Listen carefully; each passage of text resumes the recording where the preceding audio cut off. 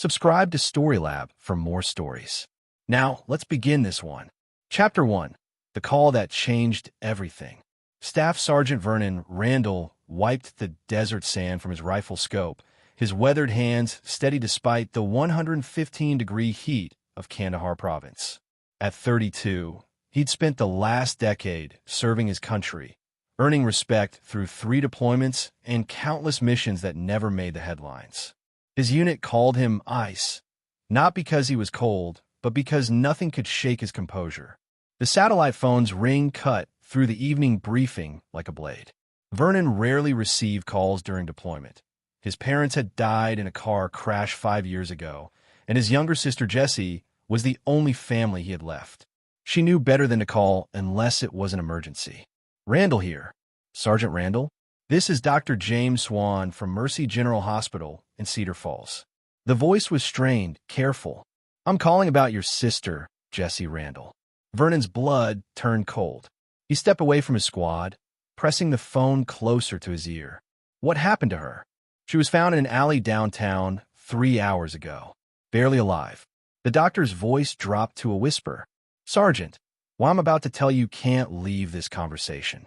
The man who did this, his father is Mayor Dick Shea. The boy's name is Chad Shea, and he's untouchable in this town. The police have already been told to look the other way. Vernon's grip tightened on the phone until his knuckles went white. How bad is she? Broken ribs, internal bleeding, severe trauma to her face, and... Dr. Swan paused. Sergeant, she was sexually assaulted. She's stable now, but she's asking for you. She says you're her only chance for justice. The phone nearly shattered in Vernon's hand. Jessie was only 26, a kindergarten teacher who volunteered at the local animal shelter on weekends. She'd never hurt a soul in her life. The image of her broken and beaten made something dark and primal stir in Vernon's chest. I'll be on the first flight home, he said, his voice deadly calm. Sergeant, there's something else. Chad Shea has done this before. There have been whispers, but his father's influence runs deep. The district attorney, the police chief, half the city council, they all owe their positions to Mayor Shea. This family has been untouchable for 20 years. Vernon closed his eyes, his mind already shifting into tactical mode. Doctor, keep her safe. Don't let anyone near her who isn't medical staff. I'll be there in 18 hours. As he ended the call, Captain Max Osborne approached. Everything all right, Ice? Vernon looked at his commanding officer, a man he'd served beside for 6 years. I need emergency leave, sir. Family emergency. Osborne studied Vernon's face and nodded without question. He'd seen that look before. It was the expression of a man who'd just declared war. Take all the time you need. Your replacement will handle the rest of your tour. 12 hours later, Vernon sat in a military transport plane heading stateside, his personal effects in a single duffel bag beside him. But hidden within his gear were items that weren't standard issue, tactical equipment he'd acquired over the years, surveillance devices, and contacts in various government agencies who owed him favors. He spent the flight researching everything he could about Cedar Falls, the Shea family, and their network of influence. Mayor Dick Shea had been in office for 15 years, elected on promises of economic development and family values.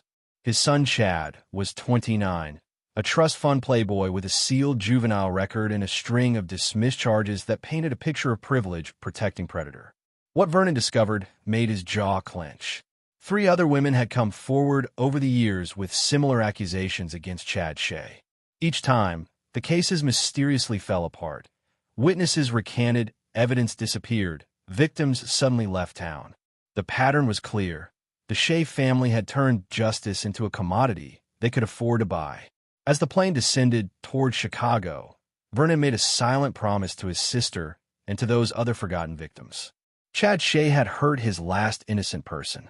Mayor Dick Shea's protection racket was about to meet a soldier who understood that sometimes justice required a different kind of war. He wouldn't be seeing the next sunset, at least not as the untouchable prince of Cedar Falls. Chapter 2. Homecoming and Harsh Realities. Cedar Falls looked exactly as Vernon remembered from his last visit 2 years ago, a picturesque Midwestern town of 40,000, with tree-lined streets, a historic downtown, and the kind of small-town charm that attracted young families and retirees. What he hadn't noticed before was how many buildings bore plaques thanking the Shea Development Corporation for their generous community investment. Mercy General Hospital smelled of antiseptic and false hope. Vernon found Dr. James Swan in the ICU, a tired-looking man in his 50s with kind eyes and the bearing of someone who'd seen too much human suffering. "You must be Sergeant Randall," Dr. Swan said, extending his hand. "Your sister has been asking for you every hour." "How is she?" Vernon's voice carried the controlled tension of a man barely holding himself together. "Physically, she'll recover. The internal bleeding has stopped, and the broken ribs will heal. But psychologically," Dr. Swan shook his head. "She hasn't spoken about what happened, but she keeps saying that justice won't come through normal channels. She said you'd understand what that means." Vernon understood perfectly. Jesse knew him better than anyone. She'd seen him deal with bullies in high school, watched him choose the military over college because he couldn't stand the idea of evil people hurting innocents without consequences. "Can I see her?" Jesse's room was dim, machines beeping softly around her hospital bed. When she saw Vernon, tears streamed down her bruised face. Her left eye was swollen shut, her lips split, and fingerprint bruises circled her throat like a grotesque necklace. "Vernon," she whispered, reaching for his hand with trembling fingers. "I knew you'd come." He sat beside her bed, taking her hand gently. "Tell me what happened, Jess." "I was leaving the school late, grading papers. It was around 9 p.m. He was waiting in the parking lot. Said he'd been watching me." Her voice broke. "He said his daddy taught him that women like me needed to learn their place." Vernon's jaw tightened, but he kept his voice soft. "Did anyone see? Any cameras?" He made sure there weren't any witnesses. "Vernon, he knew things about my routine, where I lived, when I'd be alone. This wasn't random. He'd been planning it." "What did the police say?" Jesse's laugh was bitter. "Detective Ted Huber took my statement, seemed sympathetic. But then Captain Roland Stanton came in, and suddenly everything changed. They said without witnesses or DNA evidence, it would be my word against Chad's. They suggested I might be mistaken about who attacked me." Vernon stood up, pacing to the window. Cedar Falls spread out below them, looking peaceful and normal. But he now saw it for what it really was, a town where money and influence could buy silence and immunity. "There's more," Jesse continued. "After the police left, a woman came to see me. Jenny Fry. She said she was a victim's advocate, but she was really here to make me an offer." "What kind of offer?" $50,000 to sign a non-disclosure agreement. She said accidents happen, and sometimes it's better to move forward rather than pursue justice that might never come. When I refused, she mentioned how difficult it would be for a teacher with a reputation to find work in this state. Vernon turned back to his sister, his expression deadly calm. "They threatened your career. And yours. She knew about your military service, said it would be unfortunate if false accusations against a prominent family led to an investigation of your combat record. She had details, Vernon, things that should be classified." The pieces clicked into place in Vernon's mind. The Shea family didn't just own the local authorities. They had connections reaching into federal agencies. This wasn't just small-town corruption. It was a network designed to protect Chad Shea no matter what he did. A knock on the door interrupted his thoughts. A heavy-set man in an expensive suit entered without invitation, followed by Jenny Fry, a sharp-faced woman with calculating eyes. "Ms. Randall," the man said with a politician's practiced smile, "I'm Gordon Briggs, the Shea family's attorney. I understand you've had a traumatic experience, and we want to help." Vernon stepped between the lawyer and his sister's bed. "She's not interested in your help." Briggs looked Vernon up and down dismissively. "You must be the soldier brother." "Let me be clear. My client was at a charity function with 200 witnesses the night in question. Your sister was obviously the victim of a random attack, and her trauma has confused her memory. We're prepared to be generous in helping with her medical bills, but only if she stops making false accusations." "Get out," Vernon said quietly. "I don't think you understand the situation," Jenny Fry interjected. "Chad Shea is an upstanding citizen. Your sister's accusations could ruin his reputation and his family's standing in this community. That kind of damage has consequences. Vernon took a step forward, and both lawyers instinctively backed toward the door. I understand perfectly. Now get out before I throw you out. After they left, Vernon sat back down beside Jesse's bed. His sister was watching him with a mixture of fear and hope. They're not going to stop, are they? She asked. No, Vernon replied, his mind already formulating plans. But neither am I. They made one crucial mistake, Jess. What's that? Vernon's smile was cold as winter. They threatened someone a United States Army Ranger loves more than his own life. Chad Shea thinks he's untouchable, but he's never faced an enemy who has nothing left to lose. Chapter 3: Reconnaissance and Allies. Vernon spent his first week back in Cedar Falls conducting what he called battlefield reconnaissance. He rented a modest apartment across town using cash and a fake identity he'd cultivated during his military service, then systematically mapped the enemy's territory and resources. The Shea family's influence was more extensive than he'd initially realized. Mayor Dick Shea sat at the center of a web that included the police department, district attorney's office, city council, and major business interests.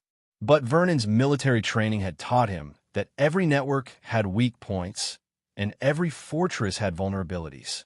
His first breakthrough came at Murphy's Tavern, a blue-collar bar on the wrong side of the tracks where off-duty cops and city workers gathered after hours.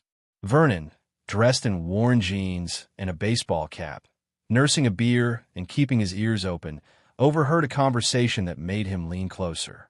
Third girl this year, Detective Antonio Bonner was saying to his partner, Detective Elmer Field. Same M.O. as the others. Isolated victim, no witnesses, family suddenly disappears or drops charges. Keep your voice down, Field replied nervously. Captain Stannon made it clear we're not pursuing the Randall case. It ain't right, Elmer. I've got daughters. If some rich boy hurt one of them, then you'd end up directing traffic in the middle of nowhere like what happened to Detective Cameron Melton when he tried to investigate the Morrison girls' assault last year. Vernon filed the names away. Detective Bonner seemed to have a conscience, and Cameron Melton might be an ally. He left the bar and spent the next 2 days tracking down Melton, finding him working security at a shopping mall 40 miles outside town. Cameron Melton was a 15-year veteran of the Cedar Falls Police Department before his voluntary transfer to nowhere. He was bitter, angry, and surprisingly willing to talk when Vernon approached him during a coffee break. "You're Jesse Randall's brother," Melton said without preamble. "Word gets around. You're wasting your time if you think the system will work." "I'm not counting on the system," Vernon replied. "I want to know about the Morrison girl you investigated." Melton's expression darkened. Sonia Grady, 19 years old, community college student. Chad Shea raped her after a party, left her for dead in Riverside Park. She came forward, filed charges, did everything right. What happened? The usual. Witnesses recanted. Security footage from the party mysteriously disappeared. The DA found inconsistencies in her story. But I kept digging, and I found something interesting. Vernon waited. Chad Shea has a pattern. Every 6 months or so, he picks a target, usually someone isolated from a working-class family with no connections. He stalks them for weeks, learns their routines, then strikes when they're most vulnerable. It's not random violence. It's systematic predation. How many victims? That I can prove? 7 over the past 5 years. But I suspect there are more who never came forward. Melton pulled out his phone and showed Vernon a photograph of a young woman with short blonde hair and kind eyes. This was Sonia. She moved to California after the charges were dropped. Last I heard, she was doing better, but she'll never be the same. Vernon studied the photo, memorizing the face of another innocent person Chad Shea had destroyed. Where can I find her? Why? Because I'm going to give her and the others something the system never could: justice. Melton studied Vernon for a long moment, recognizing something familiar in the soldier's eyes. San Diego. She works as a victim's advocate now, helping other women who've been through what she experienced. But Vernon, and I'm guessing that's not your real name here, whatever you're planning, be careful. The Shea family has resources you can't imagine. So do I. That evening, Vernon made 2 phone calls. The first was to Master Sergeant Jay Cunningham, his former squad leader who now worked private security in Los Angeles. Nice. Heard you took emergency leave. Everything all right? I need a favor, Jay. How quickly can you get to San Diego? Depends on what you need. Vernon explained the situation in broad terms. Jay's response was immediate. I'll be there tomorrow. Anyone who hurts family needs to answer for it. The second call was to Caitlin Lee, a cybersecurity expert he'd worked with during a joint operation in Syria. She'd left the military to start her own consulting firm, specializing in digital forensics and information retrieval. Vernon Randall, she said warmly. This is a surprise. What can I do for you? I need someone's digital life turned inside out. Someone who thinks he's too smart to leave evidence. This wouldn't happen to be related to why you're back stateside early, would it? It might be. Send me the details. Consider it a favor between friends. By the end of the week, Vernon had assembled the beginnings of a team. Jay for muscle and tactical support, Caitlin for digital warfare, Cameron Melton for inside information, and potentially Detective Bonner as a source within the police department. But his most important discovery came when he visited Jessie at the hospital on Friday evening. She was doing better physically, scheduled to be discharged the following week, but her eyes still held the haunted look of someone whose world had been shattered. I've been thinking about what you said, she told him, about getting justice. I want to help. Jess, you've been through enough. No. Her voice was stronger than he'd heard since his return. Those lawyers, they came back twice more this week. Each time, the offer got bigger and the threats got more specific. They mentioned you by name, Vernon. They know things about your service record that are classified. Vernon's blood chilled. What kind of things? Operations in Afghanistan.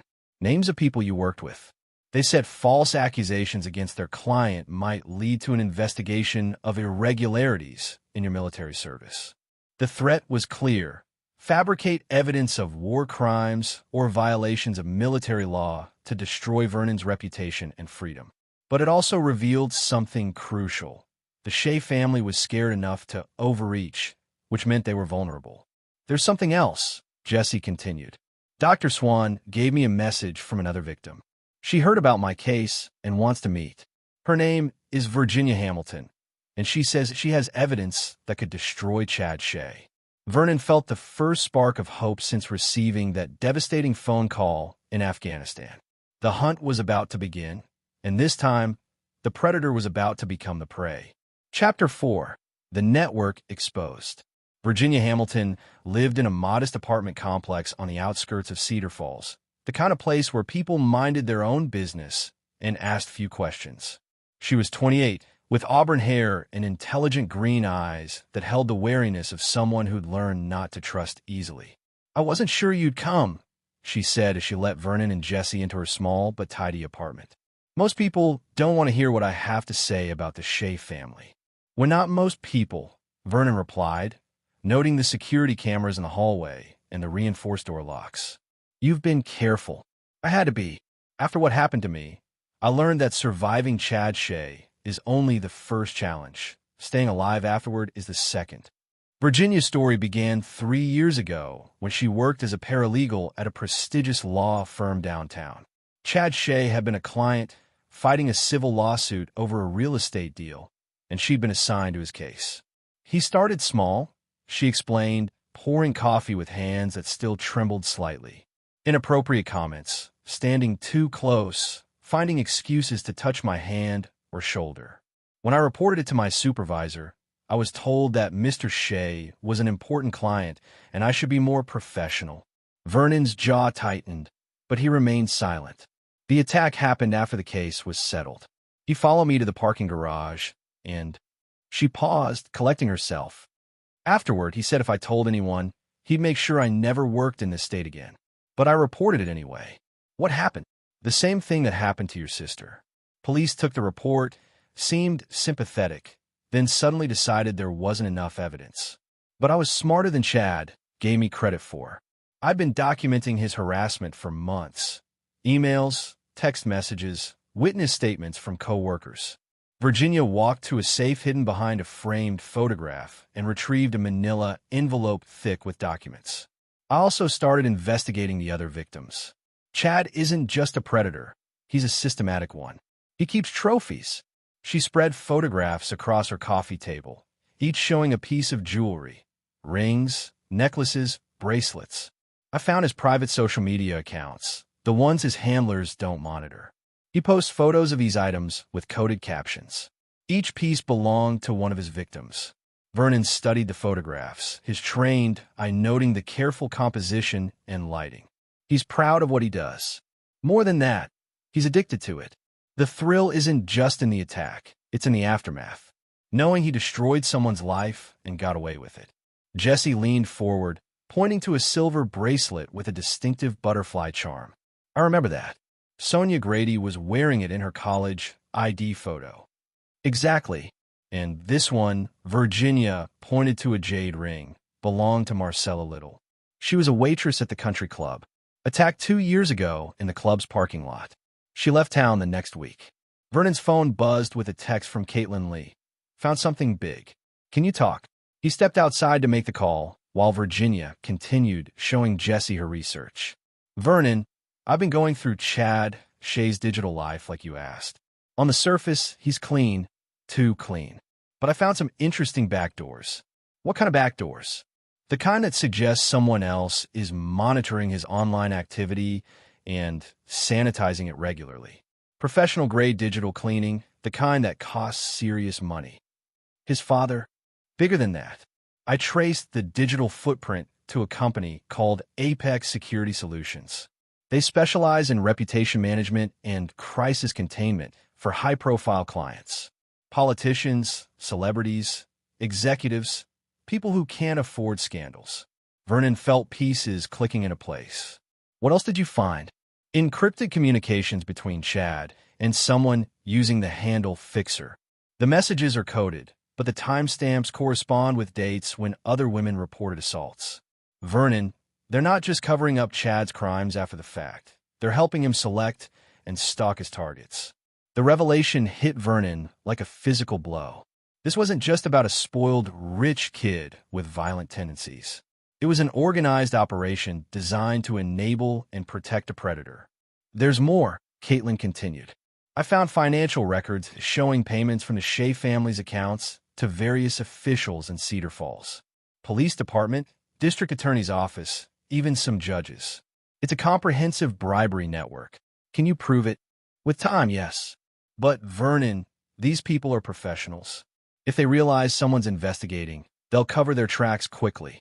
Vernon returned to Virginia's apartment, where she was showing Jesse a detailed timeline of Chad's attacks. I've been tracking his pattern for 3 years, Virginia explained. He targets women who are isolated, hardworking, and unlikely to be believed if they come forward. Teachers, students, service workers, people without connections or resources. How many victims have you identified? Definitely 7, possibly 12. But here's the thing. I think someone else is helping him choose targets. The information he has about his victims is too detailed, too specific. Someone with access to employment records, school files, even medical information. Vernon shared what Caitlin had discovered about Apex Security Solutions and the Fixer communications. Virginia's face went pale. That explains how he knew about my therapy sessions.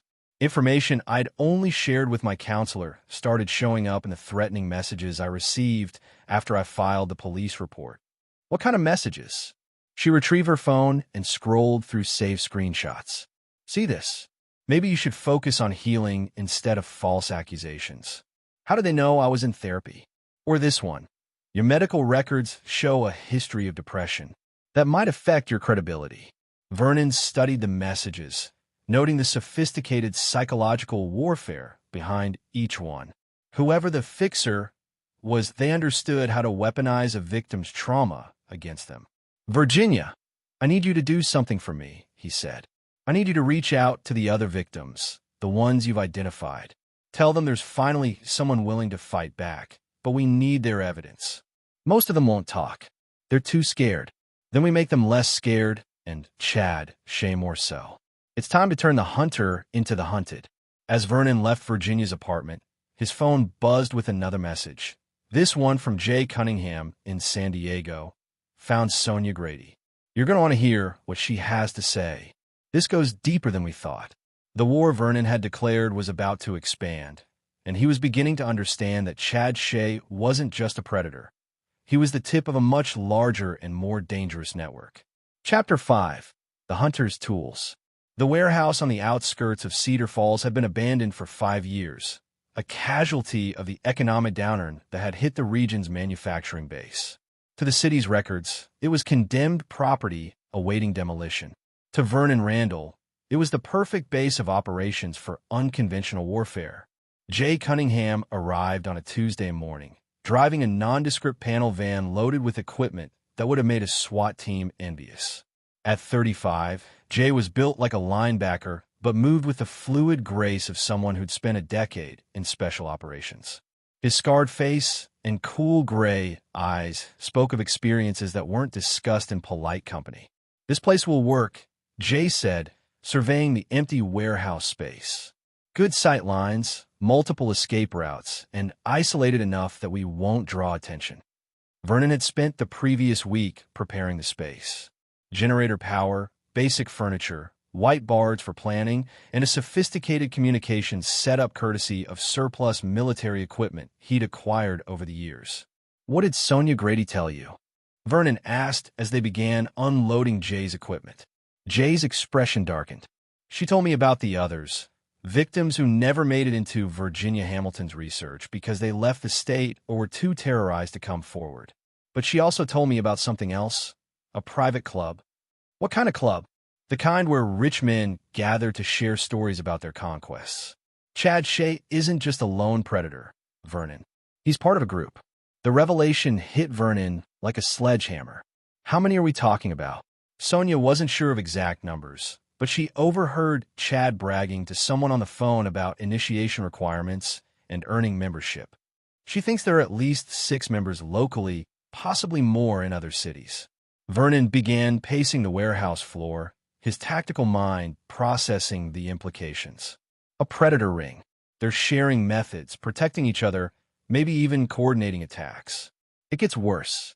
Sonia said Chad mentioned something about special events, gatherings where members bring victims for the group's entertainment. The warehouse fell silent except for the humming of the generator. Vernon had seen evil during his military service. Terrorists who beheaded innocents, war criminals who used children as human shields. But this was different. This was systematic evil hidden behind respectability and protected by wealth. His phone buzzed with a call from Caitlin Lee. I've got updates on the Apex security situation. Are you somewhere secure? Vernon put the call on speaker. Go ahead, Caitlin. I've been digging deeper into their client list. Apex doesn't just handle reputation management. They specialize in what they call problem resolution for wealthy clients with criminal liability issues. Their CEO is a former CIA operative named Dick Gross, and their client list reads like a who's who of untouchable criminals. What kind of services do they provide? Evidence elimination, witness intimidation, media manipulation, and something they call permanent problem resolution. Jay and Vernon exchanged a look. In their world, permanent resolution meant only one thing. Caitlin, how close are you to cracking their communications? Closer than they'd like, but this is professional-grade encryption. I need more time, and I need physical access to their systems if possible. Where are they located? Chicago, but they have a satellite office here in Cedar Falls. Small place, probably just a front, but it might have the access point I need. Vernon walked to the warehouse's main whiteboard and began sketching a network diagram. Chad Shea at the center, connected to his father, the mayor, Apex Security Solutions, local officials, and now this mysterious predator club. We're not just fighting one criminal, he said to Jay. We're fighting an entire ecosystem designed to enable and protect predators. Then we dismantle it piece by piece. Jay replied simply, Where do we start? Vernon's phone buzzed with a text message from an unknown number. Your sister is healing well. It would be unfortunate if she experienced a relapse due to stress. Stop investigating or face the consequences. A concerned citizen. Vernon showed the message to Jay, whose face went stone cold. They're threatening Jesse, which means we're making them nervous. Vernon turned back to the whiteboard. Caitlin, I need you to trace that message and get me everything you can on Apex's local operations. Jay, we need to accelerate our timeline. What about the other victims? Virginia Hamilton said she'd reach out to them. As if summoned by their conversation, Vernon's phone rang. Virginia Hamilton's voice was tight with fear. Vernon, we have a problem. I reached out to 3 of the other victims like you asked. 2 of them hung up immediately, but Marcella Little agreed to meet. She was supposed to come to my apartment an hour ago. Maybe she changed her mind? No, you don't understand. I drove past her house. There are 2 police cars in the driveway, and I saw them loading someone into an ambulance. Vernon felt his blood turn to ice. We'll be right there. As they grabbed their gear and headed for Jay's van, Vernon's mind was already shifting into combat mode. The enemy had escalated, which meant they were desperate, but also meant they'd made their first tactical error. Desperate enemies made mistakes, and Vernon Randall had built a career on exploiting his enemies' mistakes. Jay, he said as they pulled out of the warehouse parking lot, it's time to show these people what happens when you threaten a ranger's family. The war was about to begin in earnest. Chapter 6, Lines Crossed. Marcella Little's house was a small ranch-style home in a working-class neighborhood where lawn ornaments and American flags spoke to the quiet pride of people who worked hard for modest lives. The ambulance was pulling away as Vernon and Jay arrived, and the 2 police cars in the driveway belonged to officers they recognized from their surveillance. Vernon parked 3 blocks away and used military-grade binoculars to observe the scene. Detective Ted Huber was talking to neighbors while another officer strung crime scene tape around the property. Overdose, Jay said, listening to a police scanner through an earpiece. Apparent suicide by prescription medication. Bullshit, Vernon replied flatly. Marcella Little was a devout Catholic who worked double shifts to support her disabled mother. She didn't kill herself. Vernon's phone buzzed with a call from Virginia Hamilton. They killed her, didn't they? She said without preamble. Where are you? Safe house. I packed everything and left my apartment 20 minutes ago. Vernon, Marcella called me this morning before she was supposed to come over. She said she'd found something, evidence that could expose the whole network. What kind of evidence? She worked part-time cleaning offices downtown, including the building where Apex Security has their local office. She'd been taking photos of documents with her phone, building her own case file. Vernon felt pieces clicking into place. They found out she had evidence and eliminated her. It gets worse. I tried calling the other 2 victims I contacted. One of them, Danielle Bradshaw, moved to Florida last year. Her roommate said she died in a car accident last week, the same day I first reached out to her. The pattern was becoming clear. The network wasn't just protecting Chad Shea. They were systematically eliminating anyone who could threaten their operation. Virginia, we need to meet. Somewhere public, lots of witnesses. The Cedar Falls Library, main branch. There's a coffee shop inside, always busy. An hour later, Vernon sat across from Virginia Hamilton in the library's cafe, noting how she'd changed her appearance. Different hair color, glasses, clothing that made her look like a college student rather than a professional researcher. They're cleaning house, she said quietly, sliding a flash drive across the table. That contains everything I've compiled over the past 3 years. Names, dates, evidence, financial records, everything I could gather about Chad Shea and his network. Why are you giving this to me? Because I'm leaving town tonight. I've got a new identity, enough money to start over, and friends who can help me disappear. But I want to know that bastard will pay for what he did to all of us. Vernon pocketed the flash drive. He will, but I need something else from you. Marcella's phone number. If she was photographing documents from Apex's office, those images might still be backed up to a cloud service. Virginia provided the information, then leaned forward. Vernon, there's something else. Marcella mentioned seeing Chad Shea at the office building, but not during business hours. She said he came by late at night, always with the same older man. Description: white hair, expensive suits, walked with a slight limp, drove a black Mercedes with personalized plates. Vernon made a note. The description didn't match anyone in Chad's known circle. which meant the network was larger than they'd realized. After Virginia left, Vernon called Caitlin Lee. I need you to do two things. First, access Marcella Little's cloud storage, all major services. See what she might have backed up automatically. Second, run a search for black Mercedes registrations in the Cedar Falls area with personalized plates. Already on it. I've also been monitoring police communications. Marcella Little's death is being ruled a suicide. Case closed.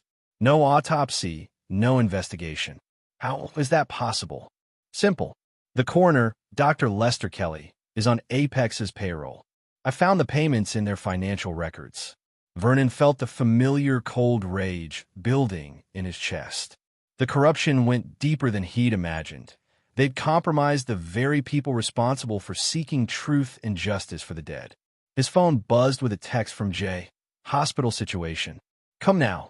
Vernon's blood turned to ice.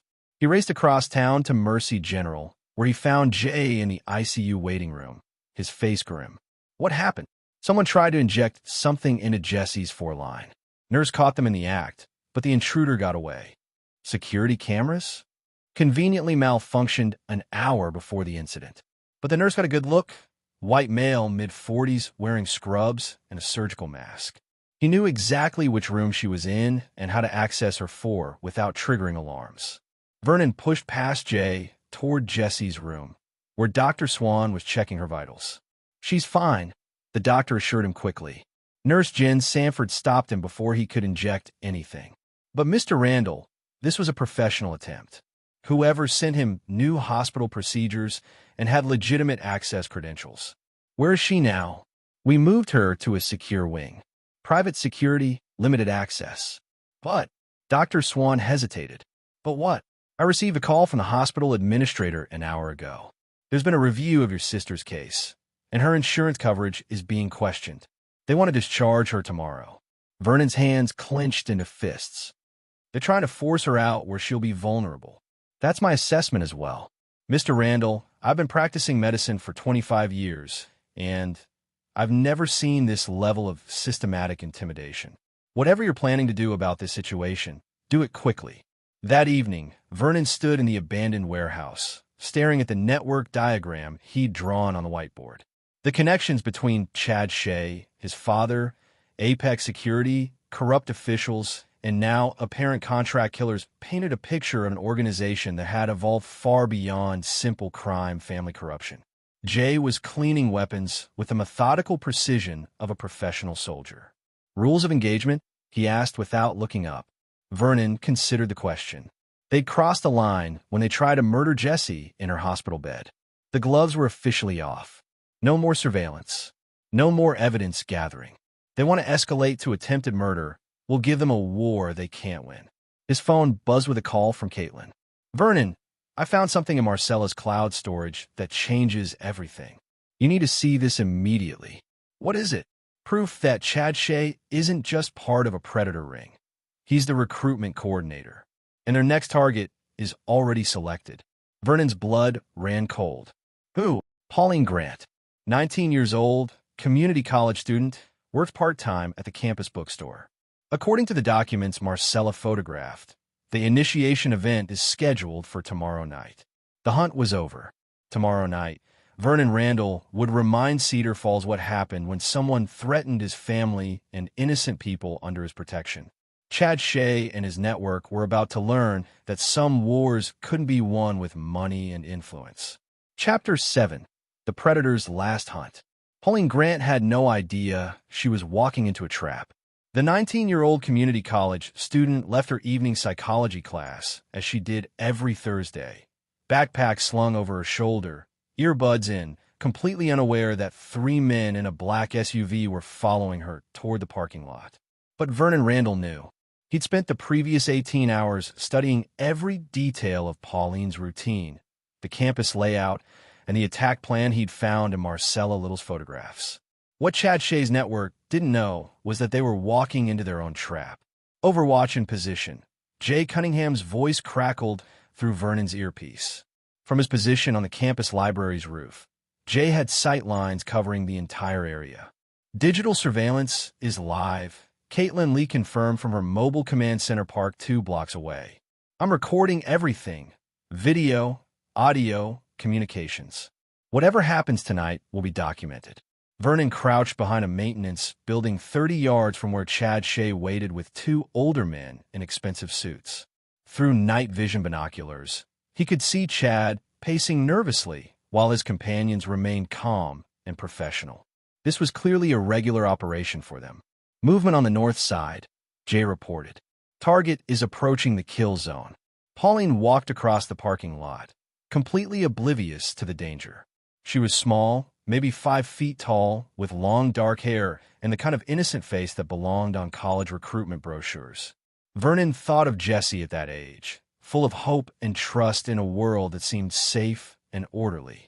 Here we go, Vernon murmured as Chad Shea stepped out from behind a van. Excuse me, miss? Chad called out in his practiced, charming voice. I think you dropped this. Pauline stopped, pulling out her earbuds. She was 20 feet from where the other men waited in the shadows. I'm sorry. Chad held up what looked like a student ID card.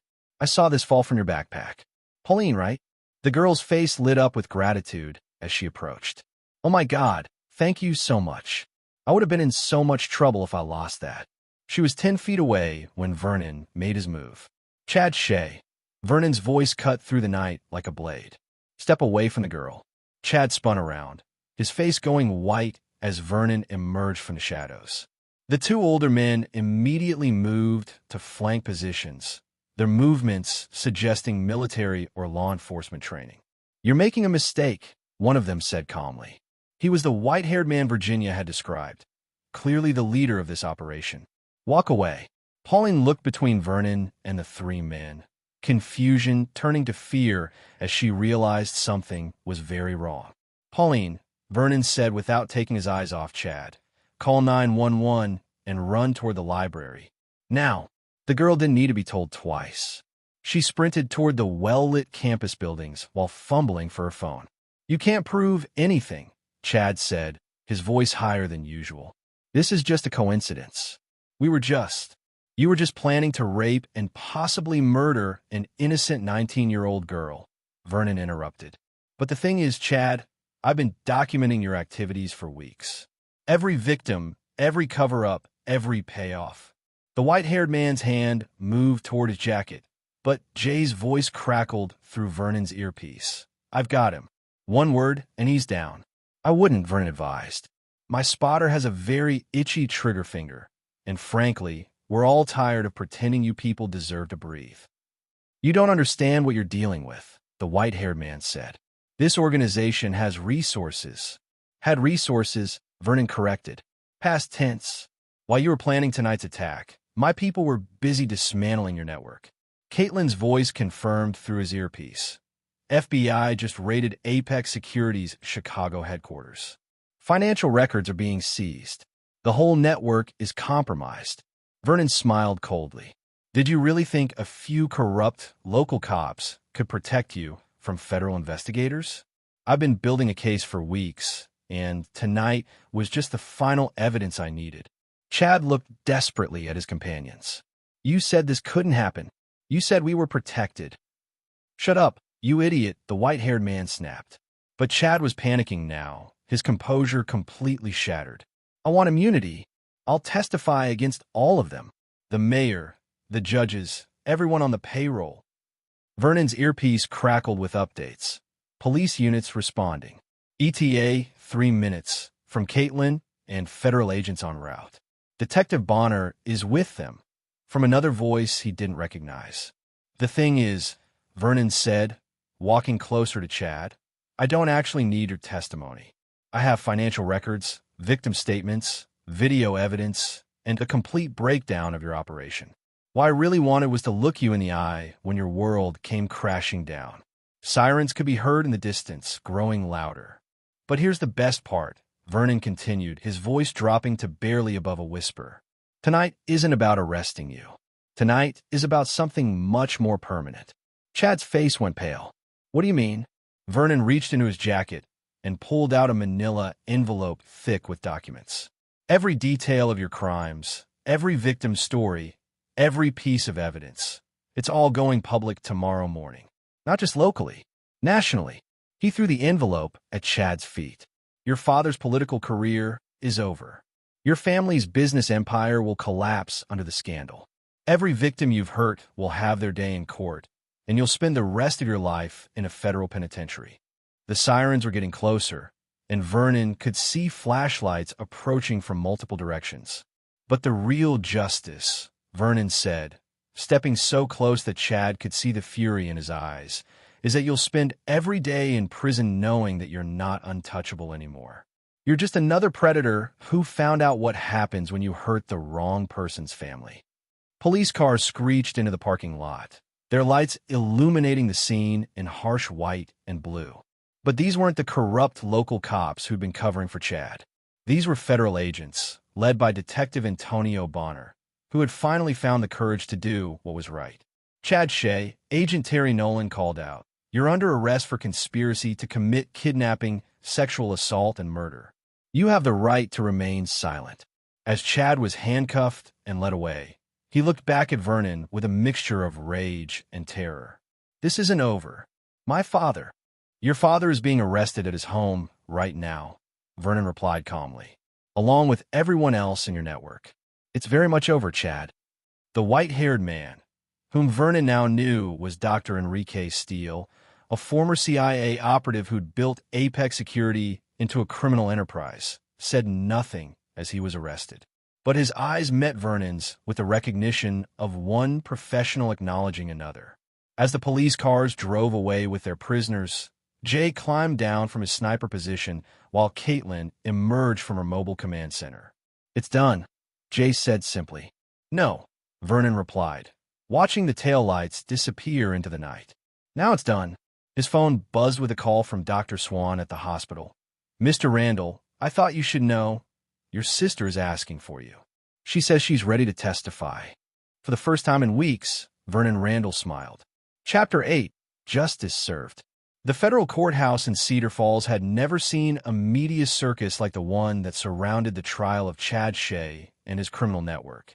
Reporters from national news outlets filled the steps, while inside, the largest courtroom in the building was packed with victims, their families, and citizens who had lived under the Shea family's influence for 2 decades.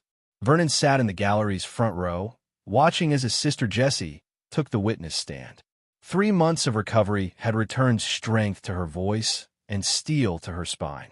She wore a simple blue dress that made her look professional and dignified, nothing like the broken woman he'd found in the hospital bed.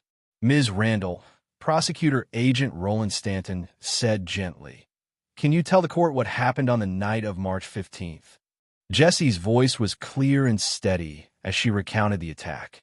When she finished, there wasn't a dry eye in the courtroom, and Chad Shea was staring at his hands, unable to meet anyone's gaze. "And during your recovery, did anyone attempt to intimidate you or your family?" "Yes. The defendant's lawyers offered me money to sign a non-disclosure agreement.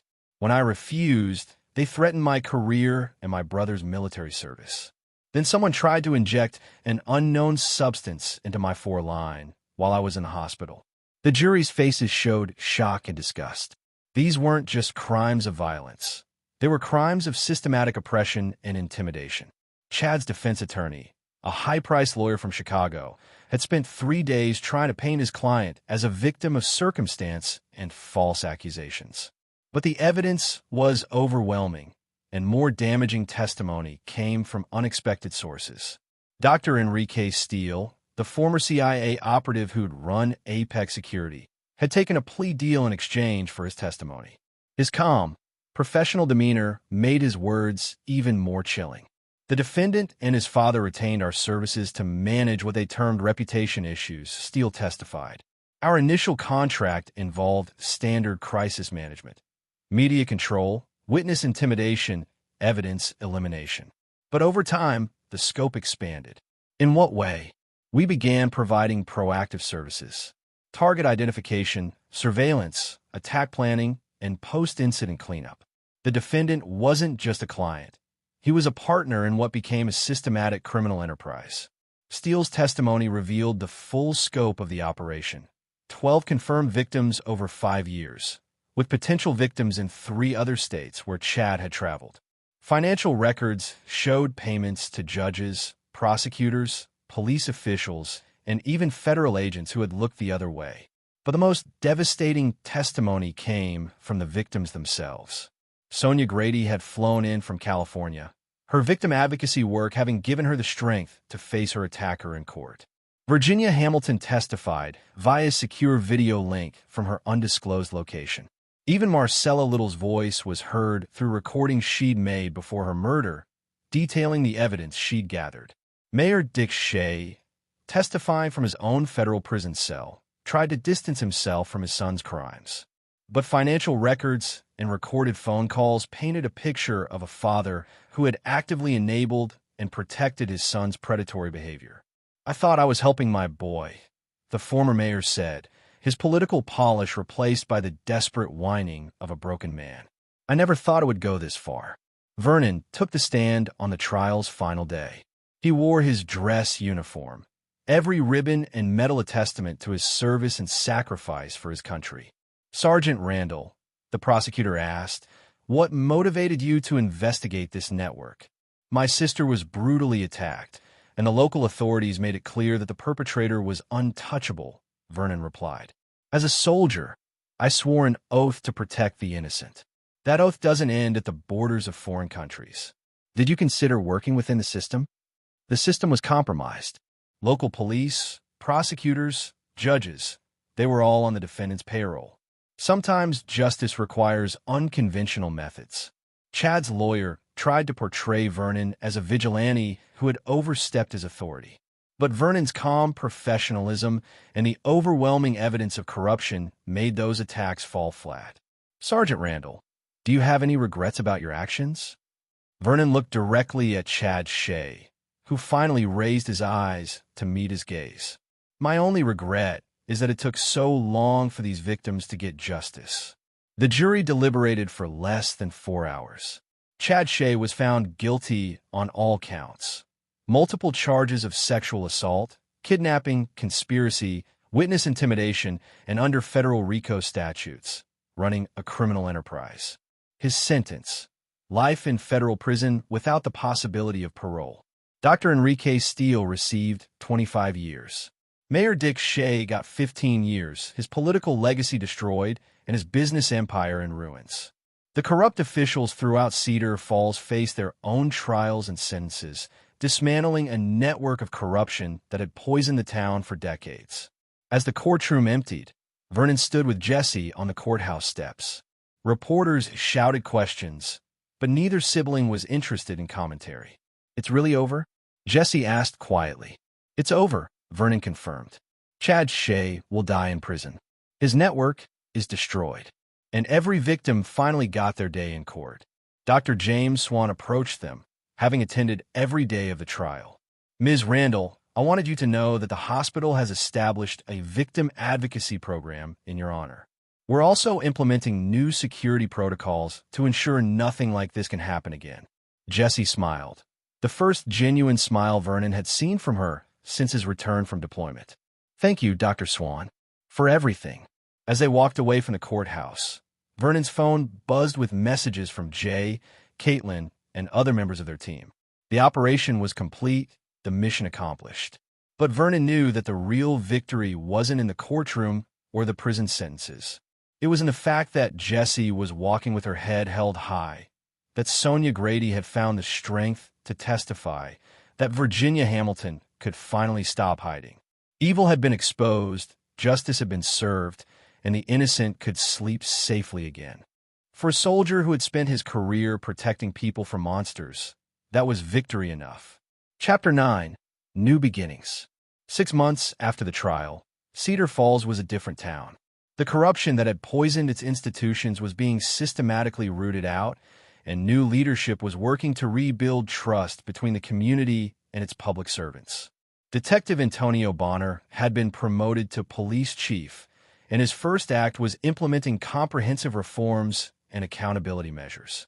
Vernon Randall stood in the empty warehouse that had served as his command center during the investigation. The whiteboards had been erased, the equipment packed away, and the space was returning to its abandoned state.